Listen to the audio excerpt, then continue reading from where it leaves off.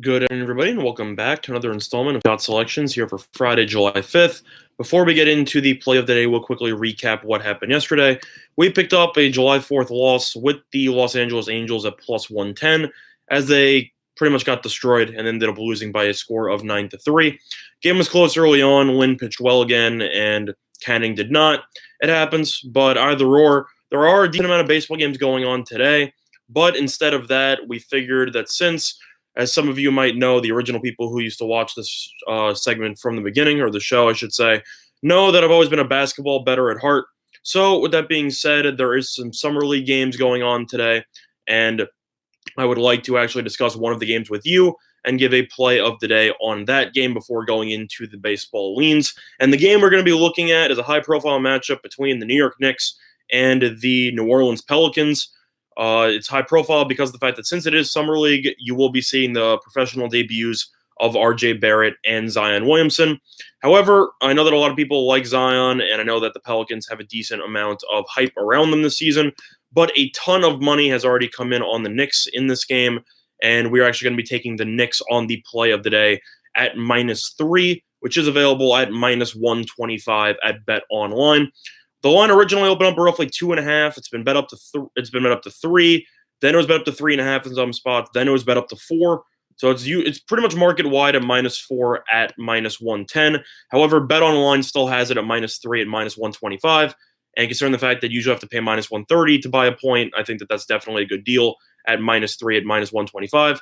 In terms of the Knicks and the Pelicans, the main reason why I like this matchup, I know that you're going to be looking at rosters with a bunch of either unknowns or a bunch of college players who you somewhat remember because they were relatively mediocre, but definitely had no pro future. But in terms of this, that futures have been released for the Summer League, and the Knicks are actually the favorites to win the championship in the Summer League this season at 10-1, whereas New Orleans is one of the, let me just do the math here, they're about the 6th favorite, or they're tied for the 6th lowest odds with 3 other teams at 16-1, which means that they expect the Knicks to dominate in the Summer League, and the fact that the Knicks are only giving up 3 points here, I think there's a lot of value on it. In terms of Barrett and Williamson, I expect both of them to play roughly 20 minutes or so. It is the first game of the Summer League, so I expect both teams to pretty much try to ease them into the transition without trying to overwhelm them and trying to keep them healthy for future games. But how's it going, Michael? Thanks for joining us. In terms of the actual lineups, if you look through the two lineups between the Pelicans and the Knicks for the Summer League, the Knicks definitely have a better lineup. They're using a decent amount of people from last year's roster. They're going to be using Trier. They're going to be using Robinson. They're going to be using a couple of people. I think the biggest wild card on this team, though, is going to be Henry Ellenson, who some people might remember as a bust who ended up being drafted with the 9th pick to the Pistons. However, he was still a top 10 pick, and he's always done well in the Summer League, and he's going up against fellow, I'd say, underachievers. I think he'll play well. But in terms of the actual rosters itself, I think that the Knicks have a deeper roster, and I think that there is a reason why money has poured on the Knicks all morning. So with that being said, the play of the day for Friday, July 5th, will be on the New York Knicks in Summer League, -3, which is available at -125 on Bet Online. Now diving into the MLB games for today.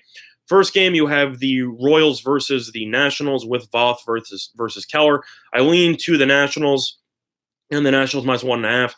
Believe it or not, the Nationals, besides being finally over 500, they've been rolling the last couple of weeks. They ended up sweeping against the Marlins over the early part of the week, and they had a nice come from behind win yesterday. Meanwhile, the Royals, I know Mondesi's back. They got destroyed by the Indians again yesterday, lost by 4 runs. I just think these teams are headed in opposite directions, and I think that the Nationals will continue rolling. Lean to the Nationals there. Moving on, you have the Brewers versus the Pirates with Brault versus Davies. The Pirates did lose yesterday to the Cubs, but I will be siding with them in this one. Davies' season has been a tale of two halves, where he was fantastic to start the season, fallen apart and unraveled in the last month or so.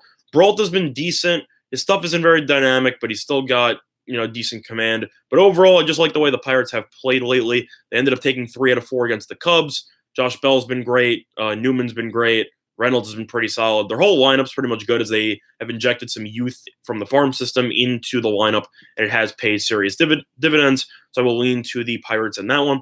Moving on, you have the Orioles versus the Blue Jays with Sanchez versus Bundy. Lean to the Blue Jays here. I know the Blue Jays ended up losing to the Red Sox yesterday, but they've still played really well lately. Their offense is still cooking, and I definitely think that they're a significantly better team than the Orioles. Lean to Toronto there.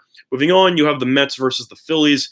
I will lean to the Mets on that one. Mets are currently a minus 174 favorite. Money is poured in on the Phillies. I don't really care, to be honest. You have DeGrom versus Velasquez. Velasquez has been awful this season. DeGrom was awful to start the year. He has been very solid lately, and I think that he will pitch well again in this one.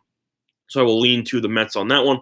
Moving on, you have the Red Sox versus the Tigers with Rodriguez versus Soto. I will lean to the Red Sox minus 1.5 in that one. Soto has pitched better in his last couple of appearances in Detroit, but overall, Rodriguez has been very solid this season. He tends to get a lot of run support from the Red Sox. Red Sox had a thrilling come-from-behind win yesterday. I definitely like the way the Red Sox lineup has played lately. I'm concerned about the bullpen, but I also don't like Detroit's bullpen. I think their lineup is abysmal. So I'll lean to the Red Sox minus 1.5 in that one. Moving on, you have the Yankees versus the Rays with Tanaka versus McKay. McKay was great in his professional debut, and Tanaka has been fantastic in his last couple of starts, and he's also been great against the Rays this season. In terms of the actual value, I lean to the Yankees at roughly minus 113.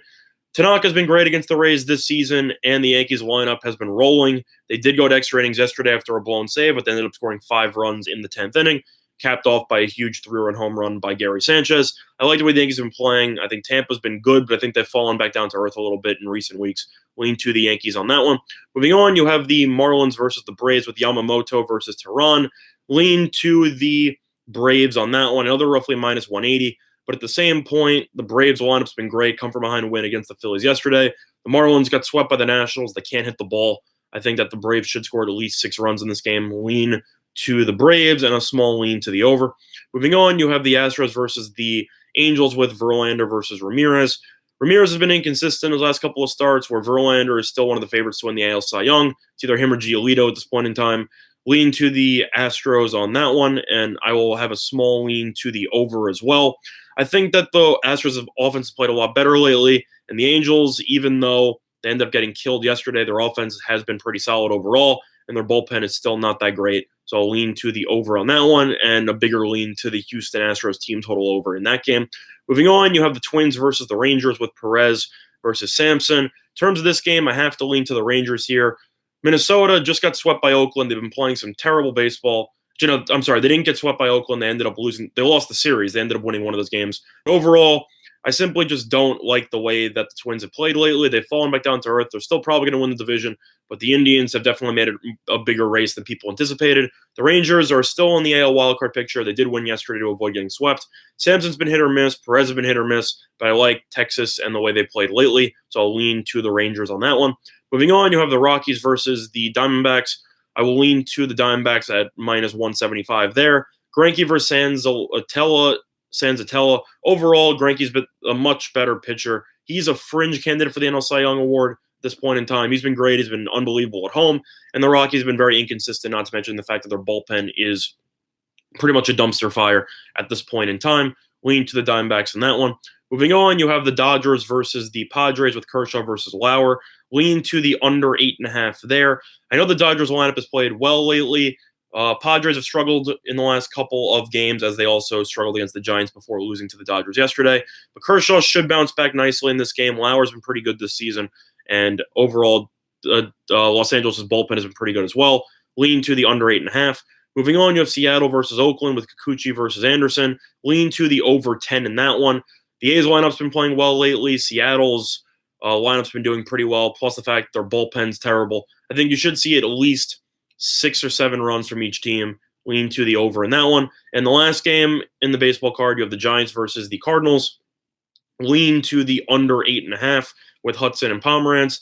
Pomerantz has awful season-long stats, but his last couple of starts at home, he's actually been very solid. And Hudson, I think, will do a good job stifling this pretty poor Giants offense. So I think runs will come at a premium there. Lean to the under in that one. But the play of the day, as I said before, will be on the NBA Summer League, and it will be on the New York Knicks -3, which is available at minus 125 at Bet Online. Before we conclude today's video, quick reminder of our sponsor, PointsBet, online sportsbook in New Jersey. Great deal for you. Up to 2 risk-free bets up to $1,000. So if you end up betting on the Summer League matchups or anything you like, and you end up losing, you get your money back and don't have to worry about making up the money that you just lost, which is definitely a great deal that I wish more sportsbooks would implement. Other than that, that's going to do it for this installment of Scott's Selections here for Friday, July 5th. Good luck to all of you and your respective bets today. Bye, everyone.